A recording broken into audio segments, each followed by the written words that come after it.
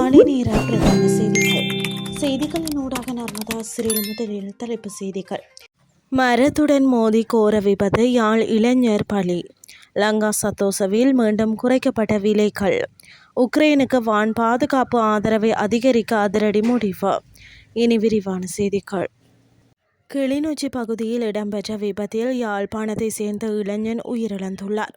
இந்த துயர சம்பவம் கிளிநொச்சி காவல்துறை பிரிவுக்கு உட்பட்ட உமையாள்புரம் பகுதியில் இடம்பெற்றுள்ளது.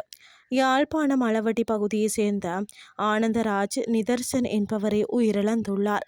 தனது பணியினை முடித்துக்கொண்டு யாழ்ப்பாணம் அளவட்டி பகுதியை நோக்கி பயணித்துக் கொண்டிருந்த குறித்த இளைஞன் வேக கட்டுப்பாட்டை இழந்த நிலையில் வீதி அருகில் இருந்த மரத்துடன் மோதி விபத்துக்குள்ளாகியுள்ளார். உயிரிழந்தவரின் சடலம் கிளிநொச்சி வைத்தியசாலையில் பிரேத பரிசோதனைக்காக ஒப்படைக்கப்பட்டுள்ளது.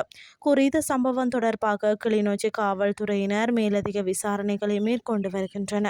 வர்த்தகம், வாணிபம், உணவு பாதுகாப்பு மற்றும் கூட்டுறவு அபிவிருத்தி அமைச்சகத்தின் அறிவுறுத்தலை இன்று வியாழக்கிழமை அத்தியாவசிய பொருட்களின் விலைகள் குறைக்கப்பட்டுள்ளதாக லங்கா சத்தோச நிறுவனம் தெரிவித்துள்ளது.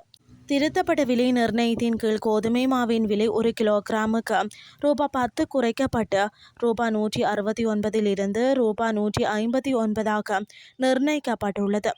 இது மற்ற பொருட்களை விட மிக அதிகமான விலை குறைப்பாகும். பொன்னி சம்பா அரிசிக்கு ரூபாய் 6, சிவப்பு நாட்டு அரிசிக்கு ரூபாய் 5, சம்பா சிவப்பு அரிசிக்கு ரூபாய் 5, உள்ளூர் வெள்ளை நாட்டு அரிசிக்கு ரூபாய் 5, வெள்ளை சம்பா அரிசிக்கு ரூபாய் 5 மற்றும் வெள்ளை அரிசிக்கு ரூபாய் 3 என பல அரிசி வகைகளின் விலைகளும் 1 கிலோகிராமுக்கு குறைக்கப்பட்டுள்ளன. மேலதிகமாக கொண்டை கடலையின் விலையும் 1 கிலோகிராமுக்கு ரூபாய் 5ஆகவும், வெள்ளை சீனியின் விலை 1 கிலோகிராமுக்கு ரூபாய் 2ஆகவும் குறைக்கப்பட்டுள்ளது. இனி வெளிநாட்டு செய்திகள். பிரான்சின் ஏவியன் நகரில் நடைபெற்ற G7 உச்சி மாநாட்டில் உக்ரைனின் வான் பாதுகாப்பு படைகளை வலுப்படுத்தவும் ரஷ்யாவின் எண்ணெய் மற்றும் எரிவாயு துறைகள் மீதான பொருளாதார தடைகளை தீவிரப்படுத்தவும் உறுப்பு நாடுகளின் தலைவர்கள் ஒப்புக்கொண்டுள்ளனர்.